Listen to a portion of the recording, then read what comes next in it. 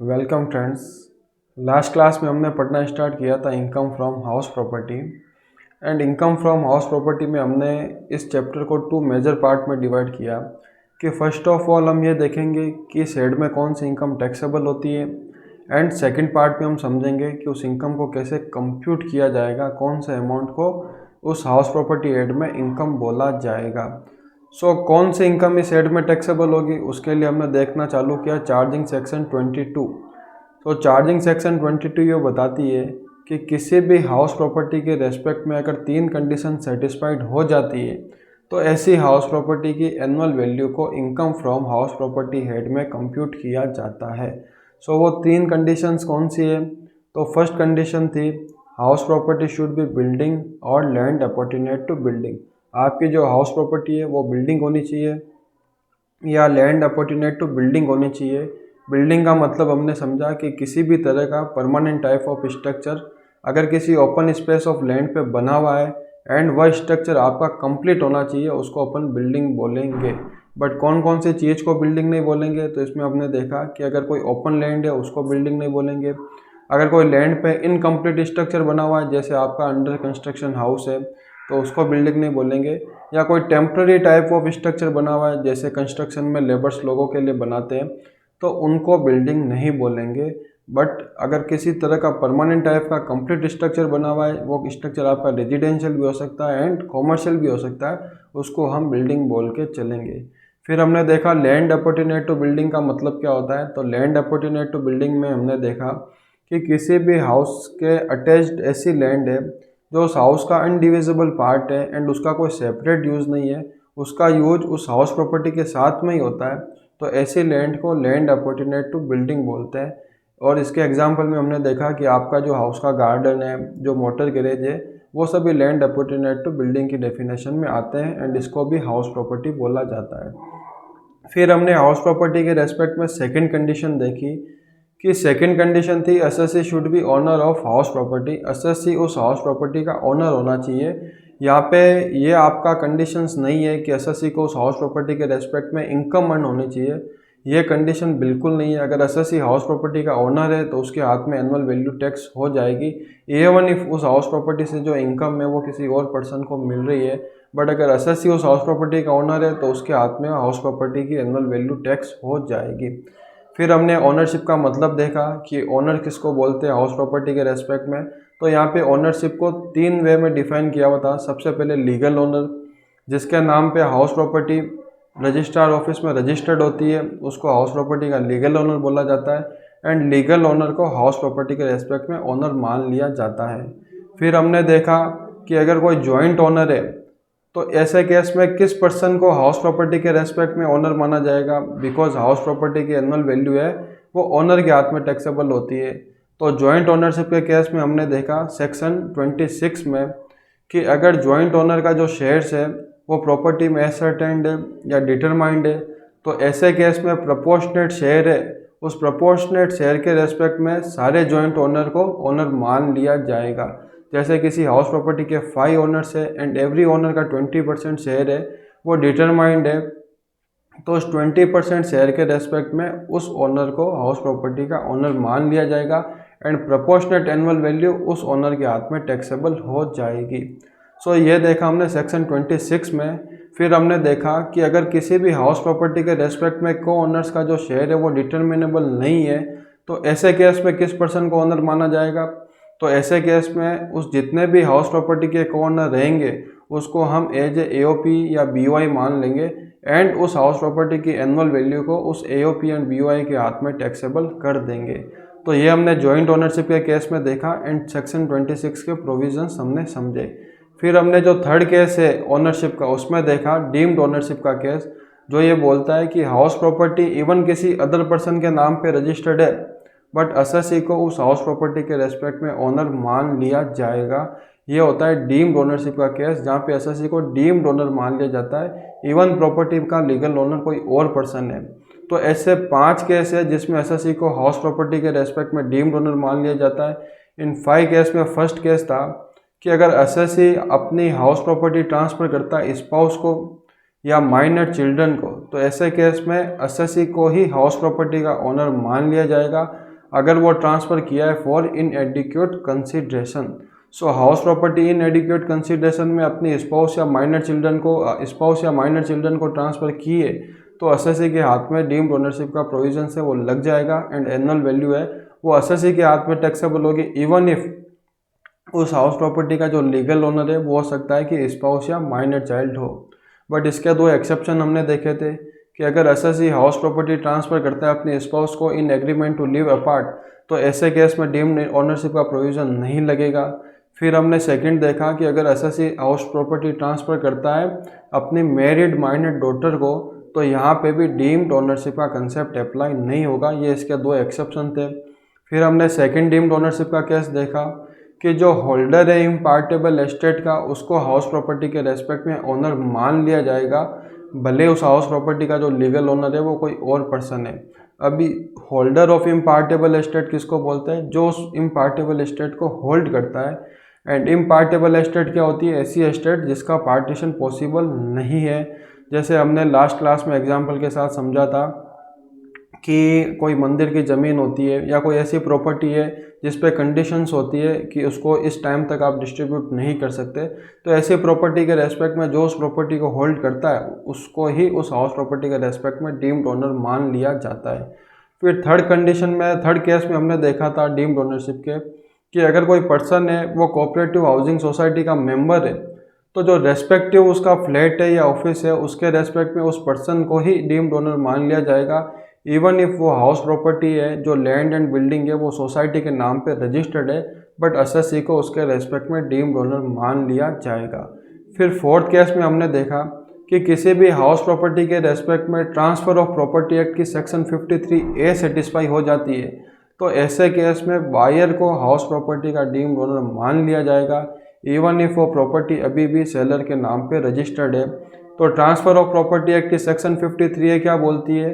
वो ये बोलती है कि अगर तीन कंडीशन सेटिस्फाइड हो जाती है। कौन सी तीन कंडीशन? फर्स्ट कंडीशन थी कि बायर एंड सेलर के बीच में एग्रीमेंट हो जाना चाहिए। फिर जो सेलर है उसने बायर को है वो प्रॉपर्टी का पोजीशन ट्रांसफ़र कर दिया है। एंड थर्ड कंडीशन थी कि बायर ने उस प्रॉपर्टी के रेस्पेक्ट में सेलर को पेमेंट कर दिया है या पेमेंट करने का प्रॉमिस कर दिया है। तो अगर ये तीन कंडीशन सेटिस्फाई हो जाती है तो ऐसे केस में उस बायर को प्रॉपर्टी के रेस्पेक्ट में ओनर मान लिया जाएगा, इवन इफ वो प्रॉपर्टी अभी भी बायर के नाम पे रजिस्टर नहीं हुई है, वो अभी भी सेलर के नाम पे रजिस्टर है।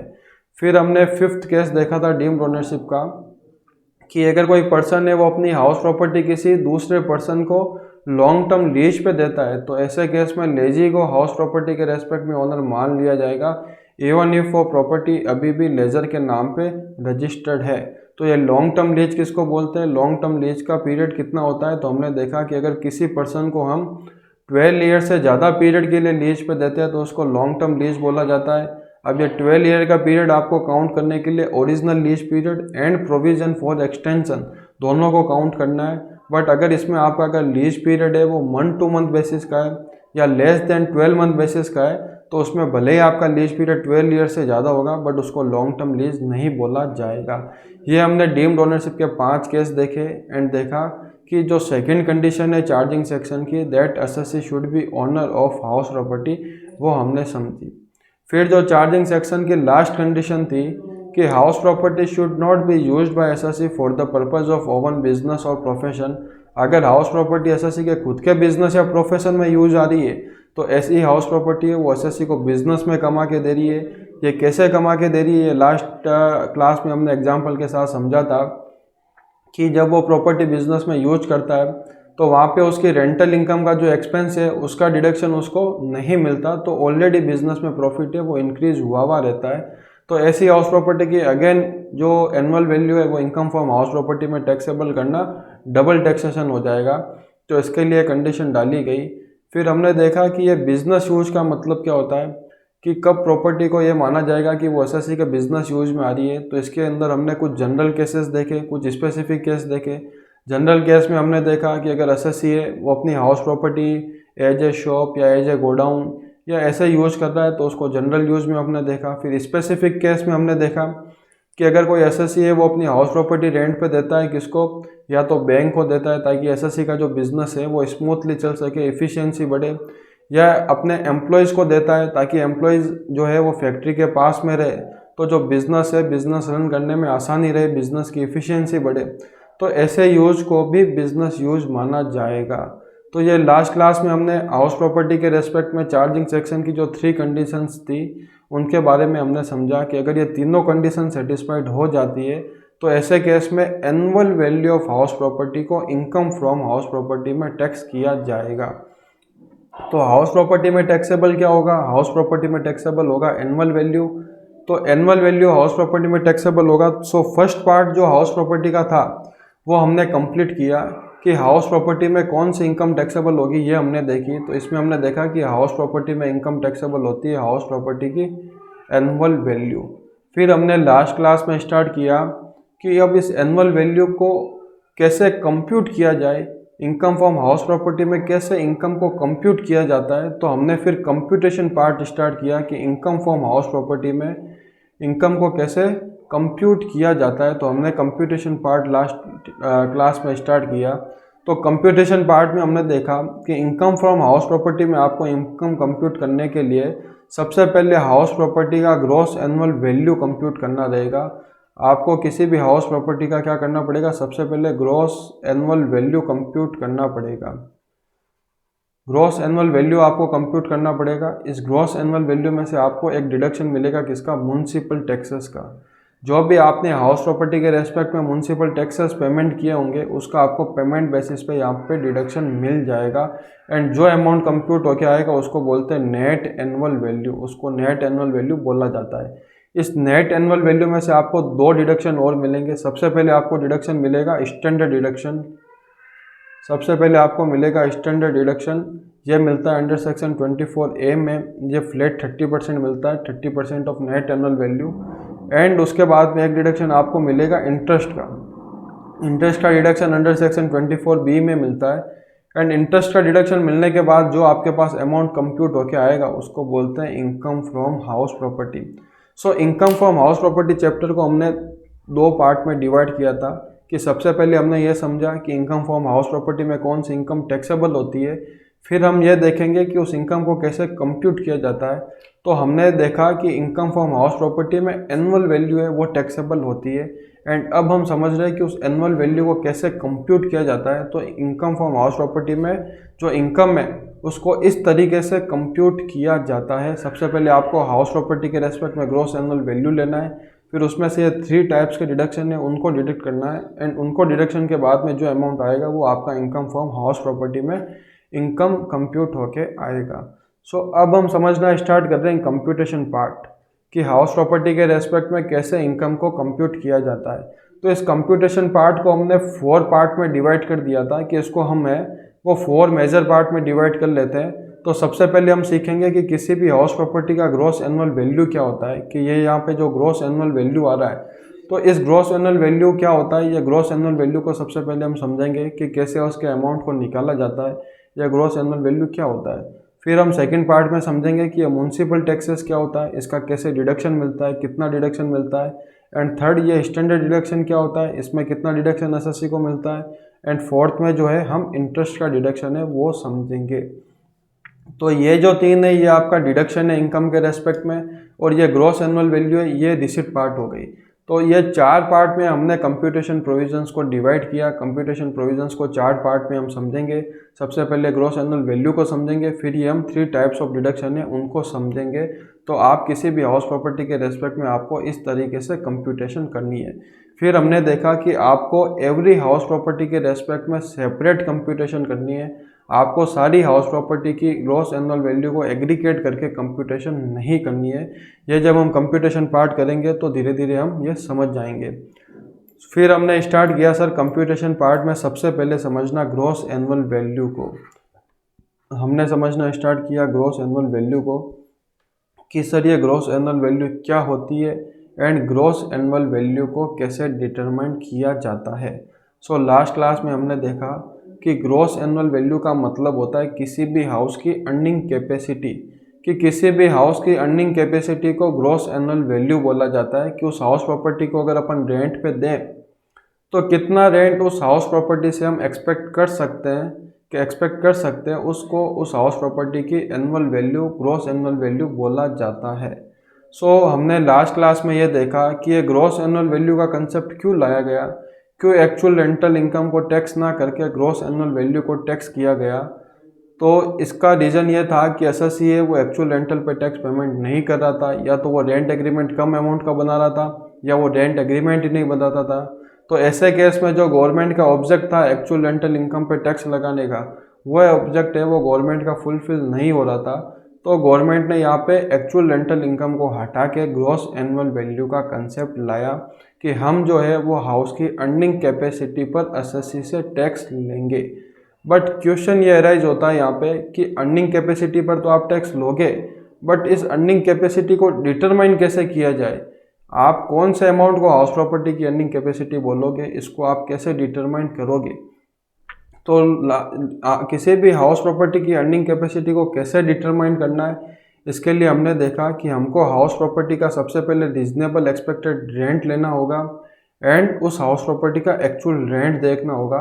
ये दो चीज़ों को हमें समझना होगा एंड उन दो चीज़ों को समझने के बाद किसी भी हाउस प्रॉपर्टी की ग्रॉस एनुअल वैल्यू क्या होगी वो हम सेक्शन 23 के अंदर प्रोविजंस में देखेंगे कि किसी भी हाउस प्रॉपर्टी की ग्रॉस एनुअल वैल्यू को कैसे डिटरमाइन किया जाता है। बट ग्रॉस एनुअल वैल्यू को समझने के लिए हमको सबसे पहले हाउस प्रॉपर्टी के रेस्पेक्ट में reasonable expected rent and actual rent को समझना होगा। या reasonable expected rent and actual rent को हमें क्यों समझना होगा, इसके पीछे क्या लॉजिक है, तो मैंने आपको समझाया था कि गवर्नमेंट ने क्या किया, गवर्नमेंट ने जो एसएससी का एक्चुअल रेंट है वो सही है या नहीं है उसको चेक करने के लिए उसके कंपेयर में एक रीजनेबल एक्सपेक्टेड रेंट को लगा दिया। गवर्नमेंट ने यह बोला कि हम आपके एक्चुअल रेंट को चेक करेंगे कि आपका एक्चुअल रेंट है वो सही है या नहीं है। इसके लिए हम आपकी हाउस प्रॉपर्टी का एक रीजनेबल एक्सपेक्टेड रेंट डिटरमाइन करेंगे कि अगर हाउस प्रॉपर्टी को रेंट पे दिया जाए तो कितना रेंट है उससे रीजनेबली एक्सपेक्ट कर सकते हैं, वो डिटरमाइन करेंगे एंड उसको आपके एक्चुअल रेंट से कंपेयर करेंगे। अगर आप जेन्युइन एसएससी हो, आपने कोई टैक्स प्लानिंग नहीं की है, तो आपका जो रीजनेबल एक्सपेक्टेड रेंट है वो एक्चुअल रेंट के सिमिलर रहेगा। बट अगर आपने कोई टैक्स प्लानिंग की है तो ये क्या यहाँ पे क्या होगा, यहाँ पे एक्चुअल रेंट है जो रीजनेबल एक्सपेक्टेड रेंट से कम आएगा।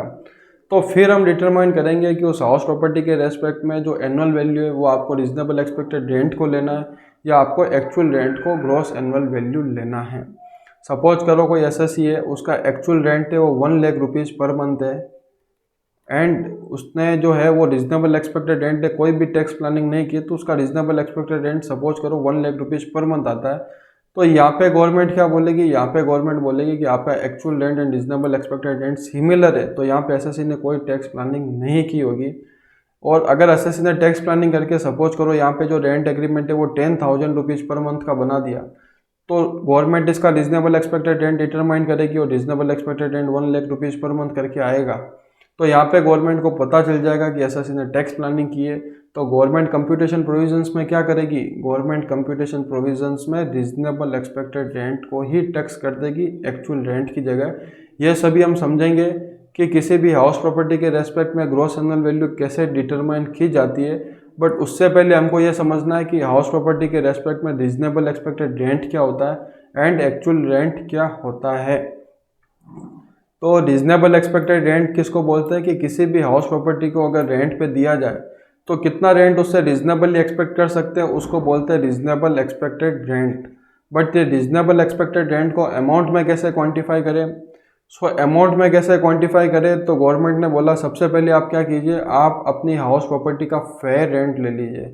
आप अपनी हाउस प्रॉपर्टी का फेयर रेंट ले लीजिए। अब आपकी हाउस प्रॉपर्टी का फेयर रेंट क्या होगा, आपकी हाउस प्रॉपर्टी का फेयर रेंट होगा कि आपके सिमिलर हाउस प्रॉपर्टी का जो एक्चुअल रेंट होगा वो सिमिलर हाउस प्रॉपर्टी का एक्चुअल रेंट आपका हाउस प्रॉपर्टी का फेयर रेंट हो जाएगा।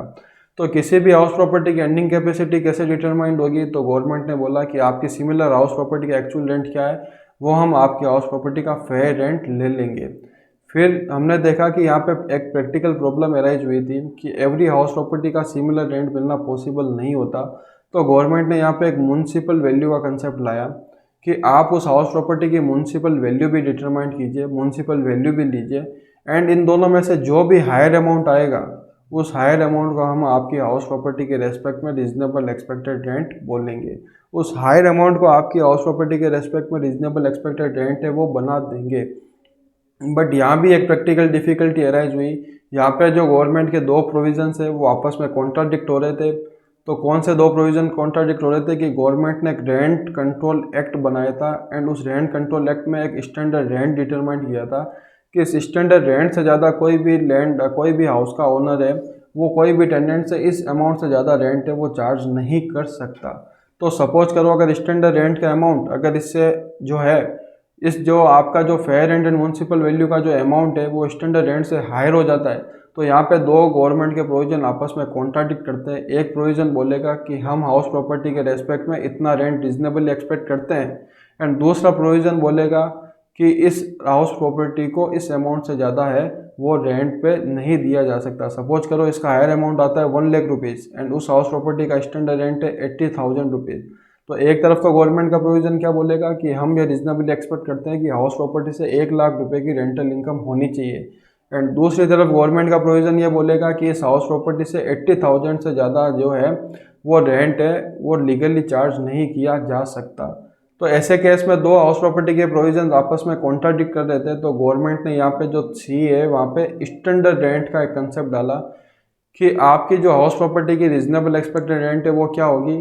तो आपको क्या करना है कि fair rent and municipal value दोनों का हायर अमाउंट लेना है, बट अगर ये हायर अमाउंट आपका स्टैंडर्ड रेंट से एक्सीड करता है तो स्टैंडर्ड रेंट का जो अमाउंट है वहाँ तक आपका है वो रीजनेबल एक्सपेक्टेड रेंट मान लिया जाएगा। बट अगर ये अमाउंट आपका स्टैंडर्ड रेंट से एक्सीड नहीं करता तो इन दोनों में से जो भी हायर अमाउंट होएगा वो आपका रीजनेबल एक्सपेक्टेड रेंट हो जाएगा। तो ये लॉजिक हमने लास्ट क्लास में देखा एंड इसका अगर लॉजिक जो है उस लॉजिक को अपन अगर फॉर्मूला में देखें तो कैसे इसका फॉर्मूला बनता है कि तो आपको क्या करना है fair rent and municipal value in दोनों में से जो भी हायर अमाउंट आता है वो हायर अमाउंट लेना है एंड उसका जो हायर अमाउंट है higher amount and standard rent इन दोनों में से जो भी लोअर अमाउंट आता है वो लोअर अमाउंट आपका जो है वो रीजनेबल एक्सपेक्टेड रेंट बन जाएगा। सो ये होता है रीजनेबल एक्सपेक्टेड रेंट का कैलकुलेशन। ये हमने लॉजिक के साथ में भी देखा एंड इसका ये हमने फॉर्मूला भी देखा कि अगर किसी को लॉजिक नहीं समझ में आता है तो वो ये फॉर्मूला लगा के भी रीजनेबल एक्सपेक्टेड रेंट है वो कंप्यूट कर सकता है। फिर हमने इसके रीजनेबल एक्सपेक्टेड रेंट के बारे में कुछ बातें समझी कि रीजनेबल एक्सपेक्टेड रेंट है ये आपको हमेशा 12 मंथ का कंसीडर करना है। हाउस प्रॉपर्टी के अंदर जो इनकम है वो एक्रूड बेसिस पे टैक्सेबल होती है। यहाँ पे अगर आपको कुछ एडवांस इनकम मिल जाती है, एडवांस रेंटल इनकम मिल जाता है, वो भी टैक्सेबल नहीं होता। बट अगर कुछ इनकम आपकी रिसीवेबल है, आपको रिसीव नहीं होती है, तो वो एक्रूड बेसिस पर टैक्स हो जाएगी। तो रीजनेबल एक्सपेक्टेड रेंट आपको हमेशा 12 मंथ का लेना है, चाहे आपका हाउस प्रॉपर्टी के रेस्पेक्ट में एक्चुअल रेंट है वो आपको 2 मंथ का मिला हो या 3 मंथ का मिला हो या 4 मंथ का मिला हो, बट आपको हमेशा रीजनेबल एक्सपेक्टेड रेंट है वो 12 मंथ का कंप्यूट करना है। सो रीजनेबल एक्सपेक्टेड रेट समझने के बाद हम गए थे एक्चुअल रेंट की तरफ कि किसी भी हाउस प्रॉपर्टी का एक्चुअल रेंट क्या होता है। तो एक्चुअल रेंट में हमने देखा कि किसी भी हाउस प्रॉपर्टी का लेट आउट पीरियड का जो भी रेंट आपको रिसीवेबल है या आपका जो रेंट है वो आपको रिसीव्ड हो चुका है, कि किसी भी हाउस प्रॉपर्टी के रेस्पेक्ट में लेट आउट पीरियड का जो भी रेंट है वो या तो आपको रिसीव हो चुका है या आपको रिसीवेबल है, वो दोनों आपको कंसीडर करने हैं एंड इसमें से आपको एक डिडक्शन मिलता है, वो डिडक्शन मिलता है अनरिलाइज रेंट का। तो अनरिलाइज रेंट का डिडक्शन मिलने के बाद जो भी अमाउंट आता है उसको आपका हाउस प्रॉपर्टी का एक्चुअल रेंट बोला जाता है। तो हाउस प्रॉपर्टी के रेस्पेक्ट में जितने अमाउंट पे आपने हाउस प्रॉपर्टी को लेट आउट किया है वो लेट आउट पीरियड का आपको जो एक्चुअल रेंट है वो आपको लेना है। जिस पीरियड के लिए आपने हाउस प्रॉपर्टी लेट आउट नहीं की है उस पीरियड का कोई भी एक्चुअल रेंट नहीं होगा। सो उस पीरियड का एंड लेट आउट पीरियड का जो आपको रेंट है वो आपको कंसीडर नहीं करना है, आपको ओनली लेट आउट पीरियड का रेंट है वो आपको कंसीडर करना है। सो लेट आउट पीरियड का रेंट चाहे आपको रिसीव्ड हो चुका है या रिसीवेबल है वो दोनों ही आपको कंसीडर करना है, बट यहाँ पे आपको एडवांस रेंट कंसीडर नहीं करना है। अगर आपको कोई रेंट एडवांस मिला है तो वो यहाँ पे कंसीडर नहीं करना है, आपको केवल उसी 12 मंथ के रेस्पेक्ट में जिस असेसमेंट ईयर का आप कंप्यूटेशन कर रहे हो उसी असेसमेंट ईयर के रेस्पेक्ट में जो आपको रेंट मिला है वही आपको कंसीडर करना है। अब इसमें से एक डिडक्शन मिलता है आपको अनरिलाइज रेंट का। ये अनरिलाइज रेंट क्या होता है?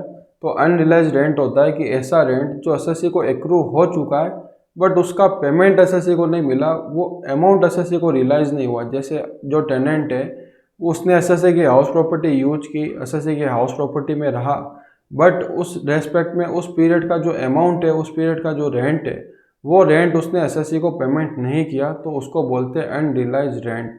बट ये अनरियलाइज्ड रेंट का डिडक्शन एसएससी को कब मिलेगा? तो हमने देखा कि अगर इनकम टैक्स में जो रूल 4 के अंदर जो 4 कंडीशन दी हुई है, अगर वो चारों कंडीशन सेटिस्फाइड होती है अनरियलाइज्ड रेंट के रेस्पेक्ट में, तो ऐसे केस में एसएससी को अनरियलाइज्ड रेंट का डिडक्शन मिलेगा। मतलब अनरियलाइज्ड रेंट को एक्चुअल रेंट से डिडक्ट किया जाएगा, अदरवाइज अनरियलाइज्ड रेंट का एसएससी को डिडक्शन नहीं मिलेगा। अगर डिडक्शन नहीं मिलता है तो एसएससी को यहाँ पे लॉस है, बिकॉज एसएससी का एक्चुअल रेंट है वो हायर अमाउंट से कैलकुलेट होके आएगा। सो अनरियलाइज्ड रेंट का डिडक्शन एसएससी को कब मिलेगा?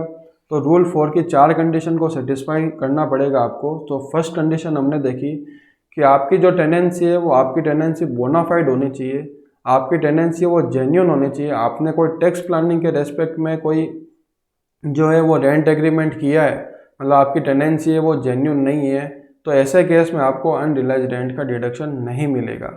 जो सेकंड कंडीशन थी वो ये बोलती है कि आपके टेनेंट ने आपकी जो प्रॉपर्टी है उसको वैकेंट कर दिया है, या आपने प्रॉपर्टी को वैकेंट कराने के लिए लीगल स्टेप उठा लिए। एंड थर्ड कंडीशन ये बोलती है कि आपका जो टेनेंट है उसका आपकी किसी अदर प्रॉपर्टी पे ऑक्यूपेशन नहीं होना चाहिए। जैसे आपने टेनेंट को घर के साथ में फैक्ट्री भी रेंट पे दी हुई थी, तो अगर वो घर का रेंट नहीं दे रहा है तो आपने उस टेनेंट को फैक्ट्री से भी वैकेंट करा देना है। आपका जो टेनेंट है उसका फैक्ट्री पर भी ऑक्यूपेशन नहीं होना चाहिए। फिर हमने देखा फोर्थ कंडीशन कि जो वो टेनेंट है उसका जो भी अनरियलाइज्ड रेंट है, उस अनरियलाइज्ड रेंट को आपने जो है वो रिसीव करने के लिए लीगल स्टेप उठाएं। ये आप असेसिंग ऑफिसर को ये सेटिस्फाइड करा देते हो कि ऐसे केस में लीगल स्टेप उठाना है वो वर्थलेस है। वर्थलेस कैसे? जैसे आपका अनरियलाइज्ड रेंट है वही 10,000 है और आप लीगल स्टेप उठाने जाते हो या लीगली केस करने जाते हो तो उसकी कॉस्ट आपको 50,000 रुपीज़ आ जाती है। तो यहाँ पे जो है वो लीगल प्रोसीडिंग करना वर्थलेस है।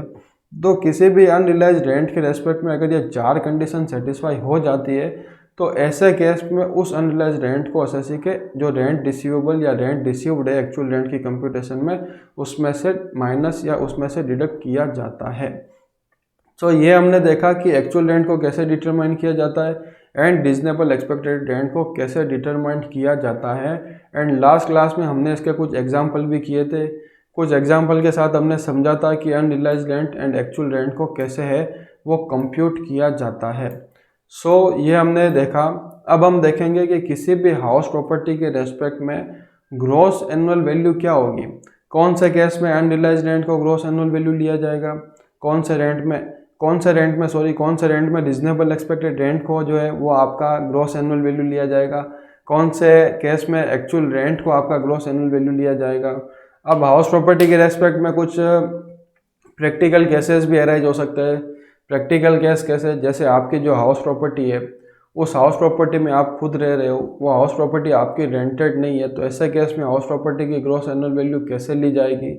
या आपने हाउस प्रॉपर्टी का एक पोर्शन रेंट पे दिया है और एक पोर्शन है वो आपका सेल्फ ऑक्यूपाइड है, तो ऐसे केस में हाउस प्रॉपर्टी की एनुअल वैल्यू कैसे लेनी है।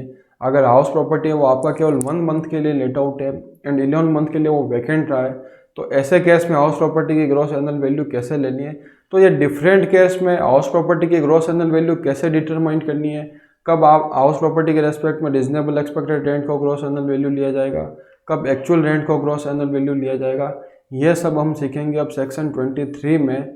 सेक्शन 23 हमें ये बताएगी कि आपकी हाउस प्रॉपर्टी है उसके रेस्पेक्ट में कौन से अमाउंट को ग्रॉस एनुअल वैल्यू लिया जाएगा, कब एक्चुअल रेंट को लिया जाएगा या कब रीजनेबल एक्सपेक्टेड रेंट को लिया जाएगा, या कब इन दोनों में से जो हायर अमाउंट है उसको ग्रॉस एनुअल वैल्यू लिया जाएगा। सो एक्चुअल रेंट कैसे कंप्यूट करते हैं एंड रीजनेबल एक्सपेक्टेड रेंट कैसे कंप्यूट करते हैं ये आपने देखा लास्ट क्लास में।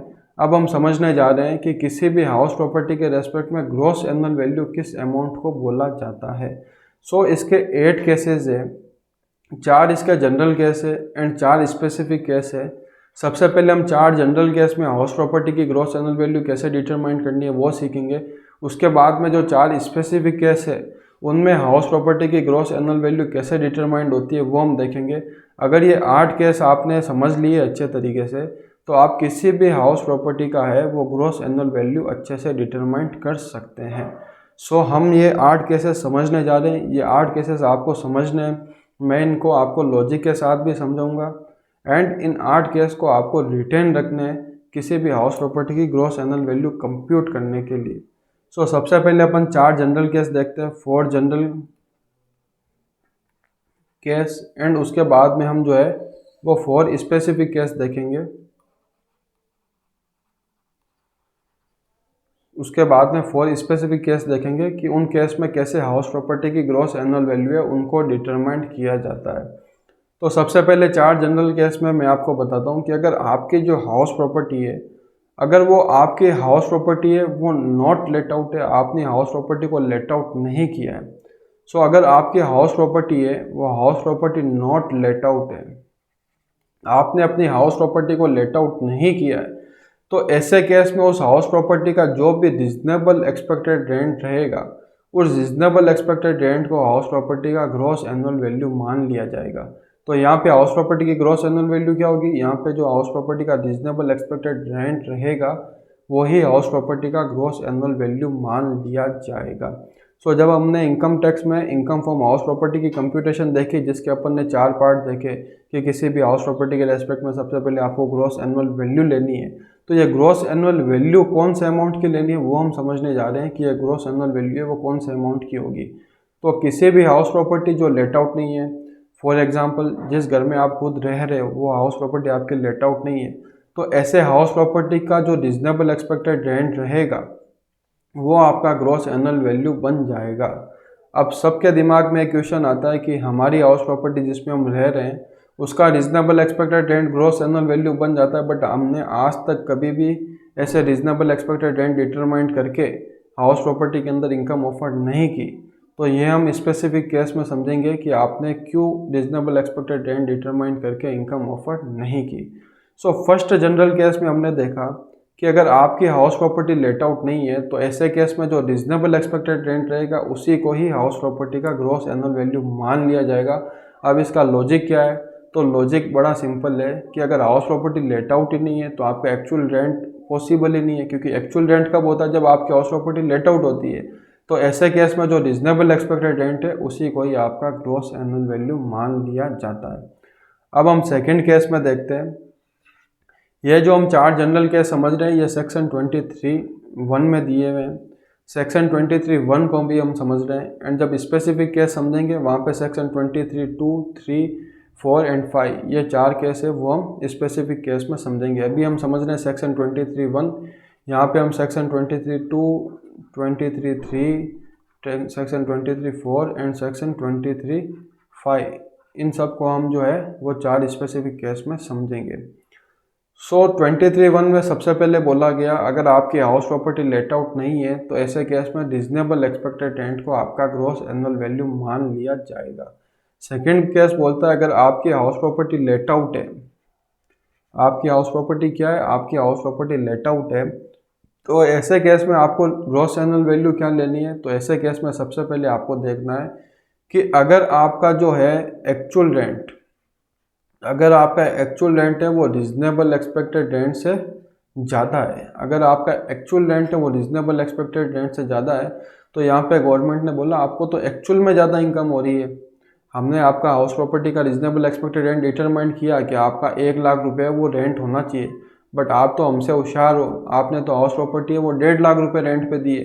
तो जब आपकी एक्चुअल इनकम भी ज़्यादा हो रही है तो हम रीजनेबल एक्सपेक्टेड रेंट को कैसे टैक्स कर दें, आपकी जो एक्चुअल इनकम है उसको हम आपके ऊपर है वो टैक्स करेंगे। यहाँ पे आपको कोई भी बेनिफिट नहीं मिलेगा, हम आपकी जो एक्चुअल रेंटल इनकम है उसको हम टैक्स करेंगे। तो देखो गवर्नमेंट क्या करती है, अगर आपकी जो reasonable expected rent actual rent से ज़्यादा है तो रीजनेबल एक्सपेक्टेड रेंट को आपके हाथ में टैक्स कर देगी, बट अगर एक्चुअल रेंट है वो आपका रीजनेबल एक्सपेक्टेड रेंट से ज़्यादा है तो गवर्नमेंट यहाँ पे एक्चुअल रेंट को टैक्स कर देगी, रीजनेबल एक्सपेक्टेड रेंट को यहाँ पे कंसिडर नहीं करेगी, बिकॉज जो हायर अमाउंट होगा, जो जैसे कि एक्चुअल में ज़्यादा इनकम हो रही है उसको यहाँ पे टैक्स कर दिया जाएगा। तो सेकेंड केस में आपने देखा कि अगर आपकी हाउस प्रॉपर्टी है वो लेट आउट है एंड उसका एक्चुअल रेंट है वो रीजनेबल एक्सपेक्टेड रेंट से हायर है, तो ऐसे केस में एक्चुअल रेंट को टैक्स कर दिया जाएगा। फिर थर्ड केस में आपको मैं बताता हूँ कि अगर आपकी हाउस प्रॉपर्टी लेट आउट है एंड आपका जो एक्चुअल रेंट है वो लोअर है। किससे लोअर है? आपका एक्चुअल रेंट है वो एक्चुअल रेंट है वो लोअर है रीजनेबल एक्सपेक्टेड रेंट से। आपका एक्चुअल रेंट है वो लोअर है रीजनेबल एक्सपेक्टेड रेंट से एंड ड्यू टू वैकेंसी है। लोअर किसकी वजह से? Due to vacancy. तो ऐसे केस में गवर्नमेंट बोलती है कि एक्चुअल रेंट को हमें आपका ग्रॉस एनुअल वैल्यू मान लेंगे। अब यहाँ पे आपको कुछ भी समझ में नहीं आया, सो यहाँ पे जो है मैं आपको समझाता हूँ कि यहाँ पे कैसे गवर्नमेंट ने एक्चुअल रेंट को ग्रॉस एनुअल वैल्यू माना और इसके पीछे क्या लॉजिक है। ये चीज़ें आपको समझनी है। उससे पहले मैं आपको फोर्थ जो केस है वो भी समझा देता हूँ कि अगर एक्चुअल रेंट है वो आपका लोअर है रीजनेबल एक्सपेक्टेड रेंट से and due to any reason other than vacancy, तो ऐसे केस में आपको कुछ भी बेनिफिट नहीं मिलेगा। ऐसे केस में रीजनेबल एक्सपेक्टेड रेंट को आपका ग्रॉस एनुअल वैल्यू मान लिया जाएगा। सो ये 4 केस हमने देखे। फर्स्ट केस ये बोलता है कि अगर आपकी हाउस प्रॉपर्टी है वो हाउस प्रॉपर्टी अगर आपकी लेट आउट नहीं है तो ऐसे केस में एक्चुअल रेंट होना वैसे भी पॉसिबल नहीं है। तो ऐसे केस में रीजनेबल एक्सपेक्टेड रेंट को ही आपका ग्रॉस एनुअल वैल्यू मान लिया जाएगा।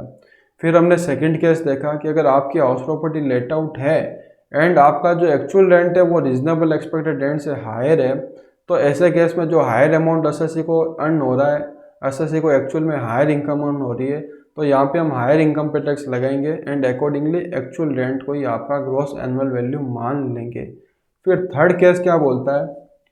ये third case and fourth case है, ये बहुत ही इंपॉर्टेंट केस है क्योंकि जनरली जो स्टूडेंट्स है वो इन्हीं के अंदर कन्फ्यूजन होते हैं एंड हाउस प्रॉपर्टी का कंप्यूटेशन पार्ट है वो रॉन्ग कैलकुलेट कर लेते हैं। So third case and fourth case आपको अच्छे से समझना है। थर्ड केस क्या बोलता है कि अगर आपका हाउस प्रॉपर्टी का एक्चुअल रेंट है वो एक्चुअल रेंट कम है रीजनेबल एक्सपेक्टेड रेंट से ड्यू टू वैकेंसी। ये कब हो सकता है? जैसे आपकी जो हाउस प्रॉपर्टी है, सपोज करो आपकी यहाँ पे एक हाउस प्रॉपर्टी है, ये आपकी हाउस प्रॉपर्टी है एंड इस हाउस प्रॉपर्टी को आपको रेंट पे देना है, तो आपको कोई रेंट वाला मिला नहीं जो आपकी हाउस प्रॉपर्टी को रेंट पे ले। फिर ये साल जाते जाते मार्च 2021 के अंदर आपको कोई पर्सन मिला जो बोलता है कि मैं आपकी हाउस प्रॉपर्टी को रेंट पे लूँगा। तो उसने सपोज करो 1 मार्च 2021 से आपकी हाउस प्रॉपर्टी है वो किराए पे ली, तो आपकी हाउस प्रॉपर्टी का एक्चुअल रेंट कितना होगा? तो आपकी हाउस प्रॉपर्टी का एक्चुअल रेंट तो 1 मंथ का होगा, जो 1 मंथ के लिए आएगा। बिकॉज एक्चुअल रेंट जब कंप्यूटेशन करने मैंने आपको बताया था कि एक्चुअल रेंट का कंप्यूटेशन कैसे होता है, तो वहाँ पे मैंने आपको समझाया था कि जिस टाइम पीरियड के लिए आपने हाउस प्रॉपर्टी लेट आउट की है, मतलब आपको लेट आउट पीरियड का रेंट है वो आपको एक्चुअल रेंट के अंदर कंप्यूट करना है। आपको जिस पीरियड के लिए हाउस प्रॉपर्टी लेट आउट ही नहीं की वो रेंट आपको यहाँ पे कंसिडर नहीं करना है। तो यहाँ पे एक्चुअल रेंट आएगा वो तो 1 मंथ का आएगा, बट अगर जब आप रिजनेबल एक्सपेक्टेड रेंट कंप्यूट करने जाओगे तो वहाँ पे मैंने आपको बताया था ये ऑलवेज आपको 12 मंथ का कंसिडर करना है, 12 मंथ का कंप्यूट करना है। तो यहाँ पे रिजनेबल एक्सपेक्टेड रेंट आएगा 12 मंथ का एंड एक्चुअल रेंट आएगा 1 मंथ का।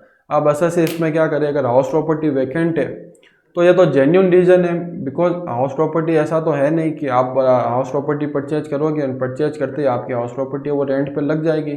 आपके हाउस प्रॉपर्टी के रेस्पेक्ट में टेनेंट मिलना नहीं मिलना ये आपके हाथ में नहीं है। तो यहाँ पे जो वैकेंसी पीरियड का रेंट है वो भी आपके हाथ में टैक्सेबल कर दिया जाएगा। तो ऐसे केस में क्या होगा, ये आपके लिए एसएससी के लिए इनजेन्युइन हो जाएगा।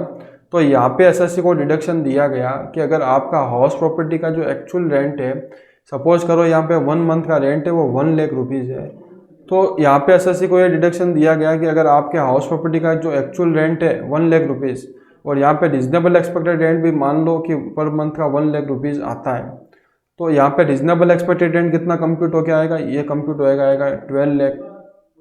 तो यहाँ पे जो रिजनेबल एक्सपेक्टेड रेंट कंप्यूट होकर आएगा 12 लाख आएगा एंड एक्चुअल रेंट कितना आएगा 1 लाख।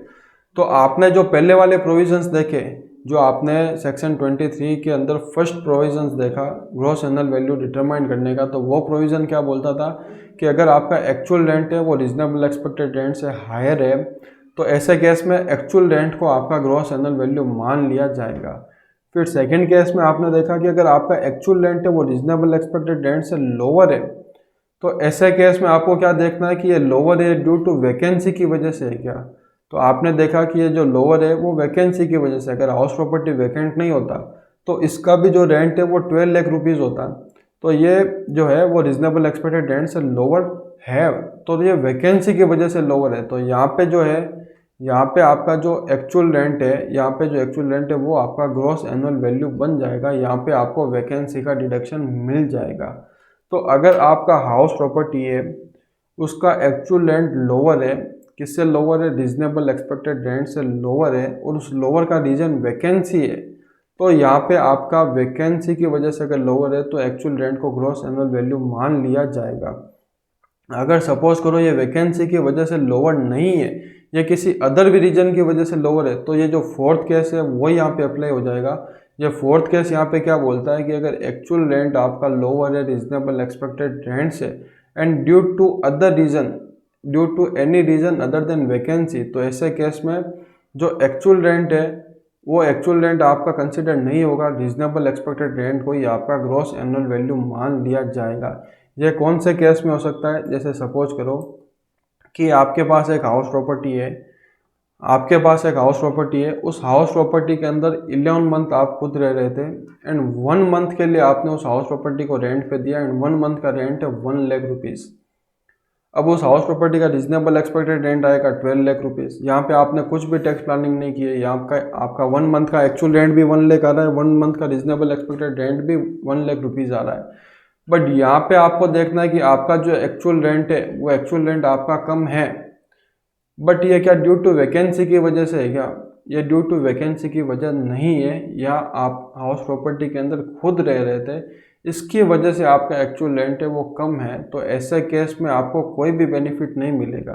अब ये जो प्रोविजंस है ये प्रैक्टिकली आपको गलत लगता होगा और प्रैक्टिकली गलत भी है, बिकॉज यहाँ पे क्या है कि 1 लाख रुपीज़ है और यहाँ पे भी reasonable expected rent per month का देखोगे तो 1 लाख रुपीज़ है। यहाँ पे एसएससी ने कोई टैक्स प्लानिंग नहीं की है, बट एसएससी के रेस्पेक्ट में यहाँ पे आप देखोगे कि अगर उसने 11 मंथ वो हाउस सेल्फ ऑक्यूपाइड रहा, बट अगर 1 मंथ भी उसने लेट आउट किया तो यहाँ पे उसको सेल्फ ऑक्यूपाइड का जो है डिडक्शन यहाँ पे एसएससी को नहीं मिलता है। यहाँ पे रीजनेबल एक्सपेक्टेड रेंट पूरा 12 मंथ का लिया जाता है एंड एक्चुअल रेंट है वो केवल 1 मंथ का ही कंसिडर किया जाता है।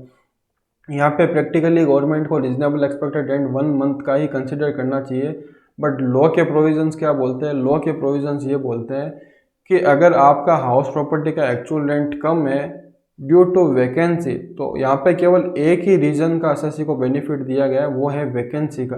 अगर वैकेंसी के अलावा किसी अदर रीज़न की वजह से अगर एसएससी का हाउस प्रॉपर्टी का एक्चुअल रेंट कम है तो वो आपको कंसिडर नहीं करना है, चाहे वो एसएससी का सेल्फ ऑक्यूपेशन की वजह से कम हो या एसएससी ने किसी रिलेटिव को दिया उसकी वजह से कम हो।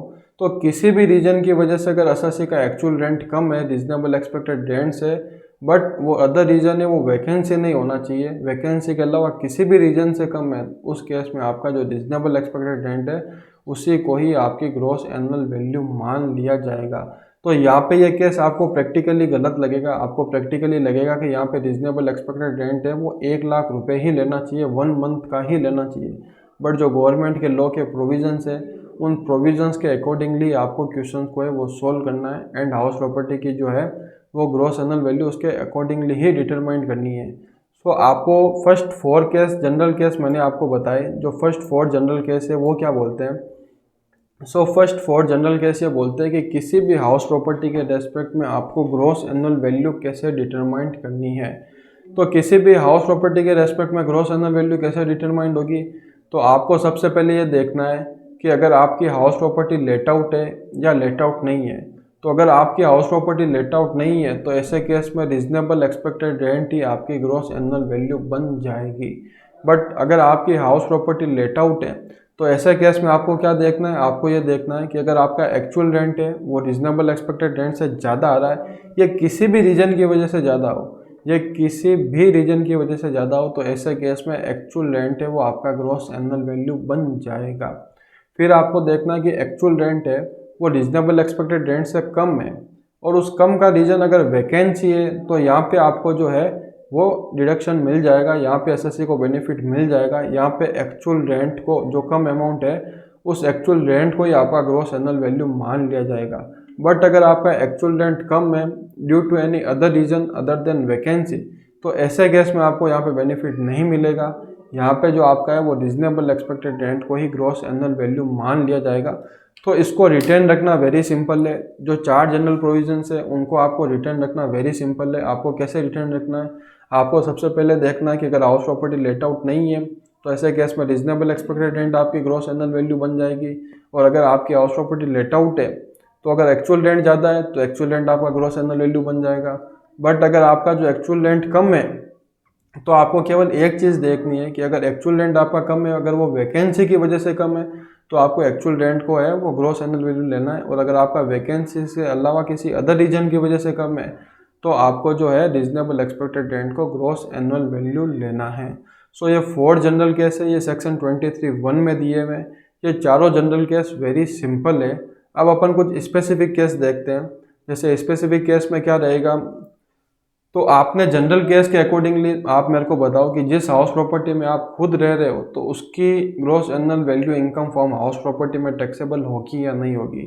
बिकॉज जिस प्रॉपर्टी में आप खुद रह रहे हो वो प्रॉपर्टी लेट आउट नहीं है, क्योंकि आप खुद उसमें सेल्फ ऑक्यूपाइड हो तो वो प्रॉपर्टी आपकी लेट आउट नहीं है। तो ऐसे केस में रीजनेबल एक्सपेक्टेड रेंट है वो आपके हाथ में टैक्स लग जाना चाहिए। बट आपने प्रैक्टिकली देखा कि कभी भी आप उसके रेस्पेक्ट में रीजनेबल एक्सपेक्टेड रेंट को इनकम टैक्स में ऑफर नहीं करते। ये क्यों नहीं ऑफर करते, तो ये हम देखेंगे 4 स्पेसिफिक केस में कि 4 स्पेसिफिक केस क्या बोलते हैं। ये जो 4 स्पेसिफिक केस है ये जनरल केस को ओवरराइड करते हैं। सो हमको 4 स्पेसिफिक केस हम समझना स्टार्ट करते हैं। तो इसमें फर्स्ट स्पेसिफिक केस ये बोलता है कि ये दिया हुआ है सेक्शन 23(2) के अंदर। यह सेक्शन 23(2) में दिया हुआ है। यह बोलता है कि अगर कोई हाउस प्रॉपर्टी की एसएससी की सेल्फ ऑक्यूपाइड प्रॉपर्टी है या एसएससी की नॉट ऑक्यूपाइड प्रॉपर्टी है, अगर कोई भी हाउस प्रॉपर्टी एसएससी की सेल्फ ऑक्यूपाइड प्रॉपर्टी है या एसएससी की नॉट ऑक्यूपाइड प्रॉपर्टी है, तो ऐसी हाउस प्रॉपर्टी का जो ग्रॉस एनुअल वैल्यू है ना, वो ग्रॉस एनुअल वैल्यू ही हम नील ले लेंगे। ऐसी हाउस प्रॉपर्टी की ग्रॉस एनुअल वैल्यू हम क्या लेंगे, तो यहाँ पे बोलता है कि ऐसी हाउस प्रॉपर्टी की जो ग्रॉस एनुअल वैल्यू है वो ग्रॉस एनुअल वैल्यू हम नील लेंगे। हम ये मान लेंगे कि इस हाउस प्रॉपर्टी की ग्रॉस एनुअल वैल्यू नील है। तो यहाँ पे क्या होगा, ये जो हमने पढ़ा जनरल केस, ये जनरल केस को यहाँ पे ओवरराइड कर दिया गया है। जनरल केस क्या बोलता था कि अगर आपकी हाउस प्रॉपर्टी लेट आउट नहीं है तो रीजनेबल एक्सपेक्टेड रेंट के आपको है वो ग्रॉस एनुअल वैल्यू मान लेंगे। बट यहाँ पे क्या बोला गया कि अगर आपकी हाउस प्रॉपर्टी सेल्फ ऑक्यूपाइड है, मतलब आप खुद उसमें रह रहे हो, या नॉट ऑक्यूपाइड है कि आपकी हाउस प्रॉपर्टी आप ऑक्यूपाइड नहीं कर पा रहे हो बिकॉज आपका बिजनेस है वो किसी अदर पैलेस पे है या आपकी जॉब है वो किसी अदर पैलेस पे है, तो ऐसे रीज़न की वजह से जो आपकी हाउस प्रॉपर्टी है, ऐसे रीज़न की वजह से आपकी हाउस प्रॉपर्टी की ग्रॉस एनुअल वैल्यू को आप पे टैक्स नहीं करेंगे। क्योंकि ऐसे केस में एसएससी को एक्चुअल में कोई रेंटल इनकम थोड़ी होती है। जैसे कोई मैं हाउस प्रॉपर्टी परचेज करता हूँ और उसके अंदर मैं रहता हूँ, तो ऐसे केस में मेरे को उस हाउस प्रॉपर्टी से कोई इनकम थोड़ी ना हो रही है, एक्चुअल में रेंटल इनकम नहीं हो रही है। तो यहाँ पे एसएससी को जो है जो बेनिफिट देने के लिए यहाँ पे प्रोविजंस डाला गया कि ऐसी हाउस प्रॉपर्टी की जो ग्रॉस एनुअल वैल्यू है वो हम नील लेंगे। बट ऐसी हाउस प्रॉपर्टी का इनकम टैक्स में कंप्यूटेशन होगा। जनरली प्रैक्टिकली लोग क्या करते हैं कि अगर किसी एसएससी की सेल्फ ऑक्यूपाइड प्रॉपर्टी है तो वो इनकम टैक्स में उसको रिटर्न फॉर्म में दिखाते ही नहीं है। बट उसको रिटर्न फॉर्म में आपको दिखाना है, उस हाउस प्रॉपर्टी का इनकम फॉर्म हाउस प्रॉपर्टी में कंप्यूटेशन होगा। बस कंप्यूटेशन पार्ट के लिए उसके ग्रॉस एनुअल वैल्यू नील ली जाएगी, बट उसका हाउस प्रॉपर्टी के अंदर कंप्यूटेशन होता है। सो हम ये देख रहे हैं कि हम ये स्पेसिफिक केस में फर्स्ट स्पेसिफिक केस हमने ये देखा कि अगर किसी भी हाउस प्रॉपर्टी के रेस्पेक्ट में अगर वो हाउस प्रॉपर्टी आपकी सेल्फ ऑक्यूपाइड प्रॉपर्टी है या नॉट ऑक्यूपाइड प्रॉपर्टी है, तो ऐसे केस में आपको हाउस प्रॉपर्टी की जो एनुअल वैल्यू है वो क्या लेनी है, वो नील एनुअल वैल्यू लेनी है। अब दूसरा केस हम देखते हैं सेक्शन 23(3) का। ये 23(3) का केस क्या बोलता है, ये केस ये बोलता है कि अगर आपने सेल्फ ऑक्यूपाइड प्रॉपर्टी या नॉट ऑक्यूपाइड प्रॉपर्टी को रेंट पे दे दिया, चाहे वो एक दिन के लिए भी आपने रेंट पे दिया हो, तो ऐसे केस में जो सेक्शन 23(2) है वो अप्लाई नहीं होगा। सो ऐसे केस में जो आपको ग्रॉस एनुअल वैल्यू कंप्यूट करनी है वो एज पर आपको जनरल प्रोविज़न कंप्यूट करनी पड़ेगी। तो जो सेकंड स्पेसिफिक केस है वो ये बोलता है कि अगर आपने सेल्फ ऑक्यूपाइड प्रॉपर्टी या नॉट ऑक्यूपाइड प्रॉपर्टी को एक्चुअली लेट आउट कर दिया, तो ऐसे केस में क्या होगा, ऐसे केस में आपको जो है वो जो सेक्शन 23(2) के अंदर जो बेनिफिट दिया हुआ है सेल्फ ऑक्यूपाइड प्रॉपर्टी के रेस्पेक्ट में नील का, वो नील का बेनिफिट आपको नहीं मिलेगा। अब आपका जो हाउस प्रॉपर्टी का ग्रॉस एनुअल वैल्यू का कंप्यूटेशन होगा वो एज पर जनरल प्रोविजंस होगा। तो एज पर जनरल प्रोविजंस में आपको क्या अप्लाई करना है, आपको ये अप्लाई करना है, ये दो प्रोविजंस आपको अप्लाई करने हैं। आपको देखना है कि आपका एक्चुअल रेंट है वो रीजनेबल एक्सपेक्टेड रेंट से ज़्यादा है तो आपका एक्चुअल रेंट जीएवी बन जाएगा। अगर actual rent reasonable expected rent से कम है तो अगर वो वैकेंसी की वजह से कम है तो एक्चुअल रेंट आपका ग्रॉस एनुअल वैल्यू बन जाएगा। और अगर वो अदर देन वैकेंसी की वजह से कम है तो यहाँ पे आपका जो है reasonable expected rent gross annual value बन जाएगा। सो अगर आपने सेल्फ ऑक्यूपाइड प्रॉपर्टी या नॉट ऑक्यूपाइड प्रॉपर्टी को अगर एक दिन के लिए भी लेट आउट कर दिया तो आपकी जो कंप्यूटेशन होगी वो एज पर जनरल प्रोविजंस आपको कंप्यूटेशन करनी पड़ेगी। एंड जनरल प्रोविजंस के अंदर फर्स्ट वाला अप्लाई नहीं होगा बिकॉज ये नॉन लेट आउट के केस में अप्लाई होता है। यहाँ पे अगर आपने लेट आउट किया है तो आपको इस लेट आउट के केस के अकॉर्डिंगली आपको हाउस प्रॉपर्टी की है वो कंप्यूटेशन करनी पड़ेगी। फिर यहाँ पे थर्ड स्पेसिफिक केस क्या बोलता है, ये थर्ड स्पेसिफिक केस बोलता है कि ये जो self occupied property and not occupied property का जो प्रोविजन दिया हुआ है ना सेक्शन 23(2) का, ये केवल आपको दो हाउस प्रॉपर्टी के रेस्पेक्ट में ही आप जो है ये आप केवल दो हाउस प्रॉपर्टी के रेस्पेक्ट में ही आप ये बेनिफिट ले सकते हो। अगर आपके पास दो से ज़्यादा प्रॉपर्टी है, सपोज करो आपके पास 3 हाउस प्रॉपर्टी है, तो ये जो आप बेनिफिट ले रहे हो सेक्शन 23(2) का, ये आप अपनी इच्छा से किसी दो हाउस प्रॉपर्टी के रेस्पेक्ट में ले सकते हो। बट जो थर्ड हाउस प्रॉपर्टी है उसको हम डीम्ड लेट आउट प्रॉपर्टी मान लेंगे। हम ये मान लेंगे कि उस प्रॉपर्टी को डीम्ड लेट आउट कर दिया है। तो ऐसे केस में क्या होगा, ऐसे केस में आपको जो ग्रॉस एनुअल वैल्यू डिटरमाइन करनी है ये आपको जनरल प्रोविजंस के accordingly gross annual value determine करनी है। कौन सी हाउस प्रॉपर्टी की, उस थर्ड नंबर हाउस प्रॉपर्टी की। क्योंकि दो हाउस प्रॉपर्टी के रेस्पेक्ट में तो आपको ऑप्शन है कि आप सेल्फ ऑक्यूपाइड जो भी प्रॉपर्टी या नॉट ऑक्यूपाइड प्रॉपर्टी मान के उसकी नेट एनुअल वैल्यू नील ले सकते हो। बट जो थर्ड हाउस प्रॉपर्टी रहेगी उसको इनकम टैक्स में डीम्ड लेट आउट मान लिया जाएगा। भले वो हाउस प्रॉपर्टी आपकी लेट आउट नहीं है बट उसको डीम्ड लेट आउट मान लिया जाएगा। और उसके केस में ग्रॉस एनुअल वैल्यू कैसे डिटरमाइन करनी है, तो आपको उसके केस में gross annual value general provision के अकॉर्डिंगली डिटरमाइन करनी है। अब जनरल प्रोविजन के अकॉर्डिंगली कैसे डिटरमाइंड होगी, तो आपकी ये जो जनरल प्रोविजन का फर्स्ट केस है जिसमें हाउस प्रॉपर्टी लेट आउट नहीं होती, तो यहाँ पे रीजनेबल एक्सपेक्टेड रेंट है वो आपका ग्रॉस एनुअल वैल्यू बन जाएगा। बिकॉज अगर ये थर्ड नंबर जो हाउस प्रॉपर्टी है वो लेट आउट होगी तो यहाँ पे कवर हो जाएगी, तो उसको सेक्शन 23 का डिडक्शन ही नहीं मिलेगा। और अगर ये लेट आउट नहीं होगी तो इनकम टैक्स में उसको डीम लेट आउट मान लिया जाएगा एंड रीजनेबल एक्सपेक्टेड रेंट है वो आपका ग्रॉस एनुअल वैल्यू बन जाएगा। तो आपको क्या करना है, आपको जनरल प्रोविजन अप्लाई करना है। जनरल प्रोविजंस में ये जो केस है ये आप पे अप्लाई हो जाएगा। फिर फोर्थ स्पेसिफिक केस है, fourth and last specific case है, वो क्या बोलता है, ये केस बनाया गया जो एसएससी है जिनके लिए house property stock in trade होती है उनको रिलैक्सेशन देने के लिए उनको प्रैक्टिकल प्रॉब्लम एराइज होती थी।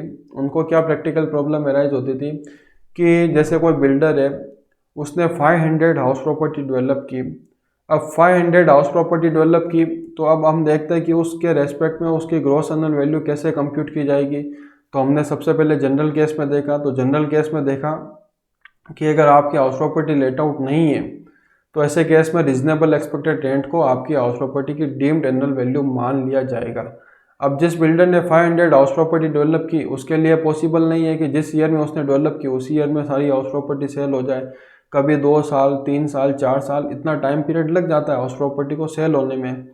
सो जिस पीरियड के अंदर उसने हाउस प्रॉपर्टी डेवलप की उस पीरियड में हाउस प्रॉपर्टी को लेट आउट करना भी पॉसिबल नहीं होता। 500 हाउस प्रॉपर्टी को लेट आउट करना, क्योंकि लेट आउट करना किस लिए पॉसिबल नहीं होता, बिकॉज उस बिल्डर ने हाउस प्रॉपर्टी को डेवलप किया सेल करने के लिए। अगर वो लेट आउट कर लेगा तो 1 ईयर का एग्रीमेंट बनता है, वो बनता है तो 1 साल से पहले वो सेल नहीं कर पाएगा। तो जनरली बिल्डर है उस हाउस प्रॉपर्टी को लेट आउट नहीं करते।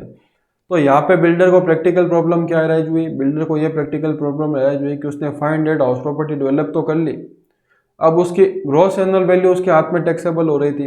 अब ग्रॉस एनुअल वैल्यू में कौन सा अमाउंट आ रहा था, तो आप देखो कि आपने जनरल केस देखे तो जनरल केस के अकॉर्डिंगली अगर कोई भी हाउस प्रॉपर्टी है वो लेट आउट नहीं है तो ऐसे केस में रीजनेबल एक्सपेक्टेड रेंट को उसका जो है वो ग्रॉस एनुअल वैल्यू मान लिया जाता है। एंड स्पेसिफिक केस में आपने देखा कि एसएससी किसी दो प्रॉपर्टी के रेस्पेक्ट में वो नील वैल्यू क्लेम कर सकता है। तो यहाँ पे आप जो 500 प्रॉपर्टी डेवलप की है उसमें से केवल 2 हाउस प्रॉपर्टी के रेस्पेक्ट में आप नील वैल्यू क्लेम कर सकते हो। एंड बैलेंस 498 प्रॉपर्टी उस एसएससी के हाथ में है, वो क्या हो जाएगी, वो डीम्ड लेट आउट हो जाएगी। ये यहाँ पे सेक्शन 23 का जो प्रोविजन नंबर 3 है, जो सेक्शन 3 का जो प्रोविजन सब सेक्शन 3 है वो यहाँ पे आप सब सेक्शन 4 है वो यहाँ पे आपको अप्लाई हो जाएगा। एंड उसके अकॉर्डिंगली जो 498 प्रॉपर्टी है उसका रीजनेबल एक्सपेक्टेड रेंट बिल्डर के हाथ में टैक्सेबल हो जाएगा। तो यहाँ पे बिल्डर को प्रैक्टिकली डिफिकल्टी अराइज हुई, तो इसके लिए गवर्नमेंट ने बिल्डर एंड जिस पर्सन के लिए जो स्टॉक जिस पर्सन के लिए house property stock in trade होती है उस पर्सन के लिए यहाँ पे रिलैक्सेशन डाला। एंड यहाँ पे डाला कि अगर कोई हाउस प्रॉपर्टी एसएससी के लिए स्टॉक इन ट्रेड है तो ऐसे केस में जिस ईयर में कंप्लीशन सर्टिफिकेट आता है उस हाउस प्रॉपर्टी का, उस ईयर के एंड से 2 साल तक आप उस हाउस प्रॉपर्टी के रेस्पेक्ट में नील एनुअल वैल्यू क्लेम कर सकते हो। तो सपोज करो बिल्डर ने हाउस प्रॉपर्टी है वो जनवरी 2021 में कंप्लीट की एंड जनवरी 2001 में उनको बिल्डिंग का कंप्लीशन सर्टिफिकेट मिला, तो ऐसे केस में वो मार्च 2023 तक उस हाउस प्रॉपर्टी के रेस्पेक्ट में नील एनुअल वैल्यू क्लेम कर सकते हैं। उसके बाद में जो है उसके बाद में क्या होगा, उसके बाद में आपके ऊपर जनरल प्रोविजन अप्लाई हो जाएंगे एंड 498 प्रॉपर्टी को डीम्ड लेट आउट प्रॉपर्टी मान लिया जाएगा। बट यहाँ पे आपको एक चीज़ ध्यान में रखनी है, अगर इन हाउस प्रॉपर्टी में जैसे 490 हाउस प्रॉपर्टी उसने डेवलप की एंड उसने इन हाउस प्रॉपर्टी को अगर एक्चुअल में लेट आउट कर दिया, अगर हाउस प्रॉपर्टी को एक्चुअल में लेट आउट कर दिया तो यहाँ पे प्रोविजन जो सेक्शन 23(3) का है वो अप्लाई हो जाएगा, जो बोलता है कि अगर आपने हाउस प्रॉपर्टी को एक्चुअली लेट आउट कर दिया तो आपको सेक्शन 23(5) का जो बेनिफिट है वो नहीं मिलेगा। फिर आपका जो कंप्यूटेशन है वो as per general gross annual value कैसे डिटरमाइन करते हैं वैसे किया जाएगा। So it is all about gross annual value. आपकी हाउस प्रॉपर्टी के रेस्पेक्ट में कौन से अमाउंट को ग्रॉस एनुअल वैल्यू बोला जाएगा ये हमने देखा। तो इसके 4 हमने जनरल केस देखे एंड 4 स्पेसिफिक केस देखे कि जनरल केस में ग्रॉस एनुअल वैल्यू कैसे डिटरमाइन की जाती है एंड स्पेसिफिक केस में ग्रॉस एनुअल वैल्यू को कैसे डिटरमाइन किया जाता है। सो जनरल केस में हमने देखा कि किसी भी हाउस प्रॉपर्टी के रेस्पेक्ट में अगर आपकी हाउस प्रॉपर्टी लेट आउट है, तो अगर आपकी हाउस प्रॉपर्टी लेट आउट है या आपकी हाउस प्रॉपर्टी लेट आउट नहीं होगी, सो अगर आपकी हाउस प्रॉपर्टी लेट आउट है तो आपको क्या देखना है, आपको ये देखना है कि आपका एक्चुअल रेंट है वो रीजनेबल एक्सपेक्टेड रेंट से हायर है, तो एक्चुअल रेंट यहाँ पे आपकी ग्रॉस एनुअल वैल्यू बन जाएगी। एंड अगर आपका एक्चुअल रेंट है वो ग्रॉस एनुअल वैल्यू से लोअर है तो आपको केवल देखना है कि अगर वो लोअर है वो ड्यू टू वैकेंसी की वजह से, तो आपको जो है एक्चुअल रेंट को ग्रॉस एनुअल वैल्यू लेना है। और अगर वो वैकेंसी के अलावा किसी अदर रीजन की वजह से तो आपका जो ग्रॉस एनुअल वैल्यू है वो रीजनेबल एक्सपेक्टेड रेंट हो जाएगा। ये 4 हमने जनरल केसेस देखे। फिर हमने स्पेसिफिक केस में देखा कि अगर आपकी जो हाउस प्रॉपर्टी है वो आपकी सेल्फ ऑक्यूपाइड हाउस प्रॉपर्टी है या नॉट ऑक्यूपाइड हाउस प्रॉपर्टी है, तो ऐसे केस में आपकी हाउस प्रॉपर्टी की जो ग्रॉस एनुअल वैल्यू है वो नील ली जाएगी। फिर सेकंड केस में हमने देखा कि अगर आपने सेल्फ ऑक्यूपाइड प्रॉपर्टी या नॉट ऑक्यूपाइड प्रॉपर्टी को अगर एक दिन के लिए भी लेट आउट कर दिया है, तो ऐसे केस में आपको जो सेक्शन 23(2) के अंदर नील वैल्यू का जो बेनिफिट है वो आपको अप्लाई नहीं होगा। आपकी जो हाउस प्रॉपर्टी की ग्रॉस एनुअल वैल्यू वो एज पर जनरल प्रोविजंस की जाएगी। फिर हमने थर्ड केस में देखा कि अगर आपकी जो हाउस प्रॉपर्टी है वो सेल्फ ऑक्यूपाइड है या नॉट ऑक्यूपाइड है, तो ऐसे केस में आप केवल नील वैल्यू का जो बेनिफिट है वो 2 हाउस प्रॉपर्टी के रेस्पेक्ट में कर सकते हो या 2 हाउस प्रॉपर्टी एसएससी अपनी इच्छा से चूज कर सकता है। बट अगर आपके पास 2 से ज़्यादा हाउस प्रॉपर्टी सेल्फ ऑक्यूपाइड या नॉट ऑक्यूपाइड प्रॉपर्टी है, तो ऐसे में जो थर्ड हाउस प्रॉपर्टी है उसको डीम्ड लेट आउट प्रॉपर्टी मान लिया जाएगा। एंड उसके केस में ग्रॉस एनुअल वैल्यू वो एज पर जनरल प्रोविजंस आपको कंप्यूट करनी पड़ेगी। तो जनरल प्रोविजंस में देखा कि जो प्रॉपर्टी लेट आउट नहीं होती है उसके केस में जो रीजनेबल एक्सपेक्टेड रेंट है वो आपकी ग्रॉस एनुअल वैल्यू बन जाएगा। फिर फोर्थ केस में आपने देखा कि अगर कोई हाउस प्रॉपर्टी एसएससी के लिए स्टॉक इन ट्रेड है, तो ऐसे हाउस प्रॉपर्टी के रेस्पेक्ट में जब तक उसका कंप्लीशन सर्टिफिकेट नहीं आ जाता, उस कंप्लीशन सर्टिफिकेट जिस ईयर में आपको आता है उस ईयर से एंड से 2 साल तक आपकी हाउस प्रॉपर्टी के रेस्पेक्ट में वो नील एनुअल वैल्यू ली जाएगी। एंड उसके बाद में हाउस प्रॉपर्टी की जो ग्रॉस एनुअल वैल्यू है वो as per general provisions determined की जाएगी। बट अगर ये आपने जो है कंप्लीशन सर्टिफिकेट के बाद में अगर आपने हाउस प्रॉपर्टी लेट आउट कर दी है तो ऐसे केस में क्या होगा, ऐसे केस में जो है आपको सेक्शन 23(5) का जो प्रोविजन है नील एनुअल वैल्यू का जो बेनिफिट है वो आपको नहीं मिलेगा। आपकी हाउस प्रॉपर्टी की जो ग्रॉस एनुअल वैल्यू है वो as per general provisions determined की जाएगी। And after completion of 2 year from date of completion certificate, so उस 2 साल के बाद में भी आपकी जो हाउस प्रॉपर्टी की जो ग्रॉस एनुअल वैल्यू है वो as per general provisions determined की जाएगी। सो ये 8 स्पेसिफिक केस है, ये 8 स्पेसिफिक केस आपको ध्यान में रखने हैं। सो अपन एक ब्रेक लेते हैं एंड ब्रेक के बाद में अपन जो 8 स्पेसिफिक केस है उसके प्रैक्टिकल क्वेश्चंस करते हैं। तो प्रैक्टिकल क्वेश्चंस करोगे तो आपको मोर क्लियरिटी आएगी। एंड ये जो आपने ग्रॉस एनुअल वैल्यू डिटरमाइन करना देखा है, ये अगर आपने प्रैक्टिकली एंड इन 8 जो केसेस है इनको अगर आपने याद कर लिया, इनको आपने ध्यान में रख लिया, इनको हमने लॉजिक के साथ में पढ़ा है, तो आप देखोगे कि इनकम फ्रॉम हाउस प्रॉपर्टी के केस में आपको जो है वो कंप्यूटेशन पार्ट में प्रॉब्लम्स नहीं आएगी। तो यहाँ पे अपन एक छोटा सा ब्रेक लेते हैं एंड ब्रेक के बाद में अपन जो है इसके प्रैक्टिकल क्वेश्चंस है वो करना स्टार्ट करेंगे।